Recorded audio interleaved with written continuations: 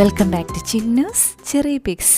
നമുക്കിന്ന് സദ്യയ്ക്ക് വേണ്ടിയിട്ട് വളരെ പെട്ടെന്നൊരു ബീൻസ് ക്യാരറ്റ് തോരൻ തയ്യാറാക്കാം. അതിനായിട്ട് ഞാനിവിടെ 2 പിടി ബീൻസും 3 ക്യാരറ്റും സവാളയുള്ളിയും പച്ചമുളകും കറിവേപ്പിലയും എടുത്തിട്ടുണ്ട്. ആദ്യം തന്നെ നമുക്ക് ഈ ബീൻസും ക്യാരറ്റും ഒന്ന് അരിഞ്ഞെടുക്കണം. പെട്ടെന്നാക്കിയെടുക്കാൻ വേണ്ടിയിട്ട് ഞാനൊന്നൊരു ചോപ്പറിലിട്ടൊന്ന് ചോപ്പ് ചെയ്തെടുക്കുവാണ്. സമയമുണ്ടെന്ന് വെച്ചാൽ ബീൻസ് ചെറുതായിട്ട് വട്ടത്തിലും ക്യാരറ്റ് കുനുകുനാന്ന് അരിഞ്ഞും എടുക്കാം.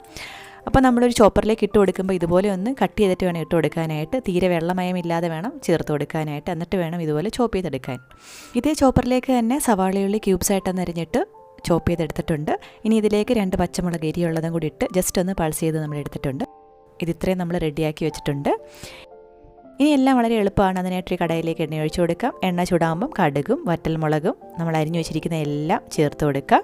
കടുക് വറുക്കുമ്പോൾ വേണമെന്നുണ്ടെങ്കിൽ ഉഴുന്നുപരിപ്പും കൂടി ചേർത്ത് കൊടുക്കാം. ഇതിലേക്ക് നമുക്ക് കറിവേപ്പിലയും ആവശ്യത്തിന് ഉപ്പും ചേർത്ത് കൊടുത്ത് ജസ്റ്റ് ഒന്ന് മിക്സ് ചെയ്ത്, കാസ്റ്റാണ് ഉപയോഗിക്കുന്നതെന്നുണ്ടെങ്കിൽ അടി ചേർത്ത് ഇളക്കരുത്. ജസ്റ്റ് ഇതാ ഇങ്ങനെ ഒന്ന് മിക്സ് ചെയ്തിട്ട് നമുക്കിത് ഏറ്റവും ചെറിയ തീയിൽ അടച്ചു വെച്ച് നല്ലപോലെ ഒന്ന് കുക്കാക്കി എടുക്കണം. അപ്പോൾ ഇതിവിടെ ഇരുന്ന് സോഫ്റ്റ് ആവുന്ന സമയം കൊണ്ട് നമുക്ക് അരപ്പ് അരച്ചെടുക്കാം. അതിനായിട്ട് ഞാനിവിടെ ഒരു ചെറിയ തേങ്ങയുടെ പകുതി മുറിയാണ് എടുത്തിരിക്കുന്നത്. ഇതിലേക്ക് നമുക്ക് 1/4 ടീസ്പൂൺ ജീരകത്തിൻ്റെ പൊടി ചേർത്ത് കൊടുക്കാം.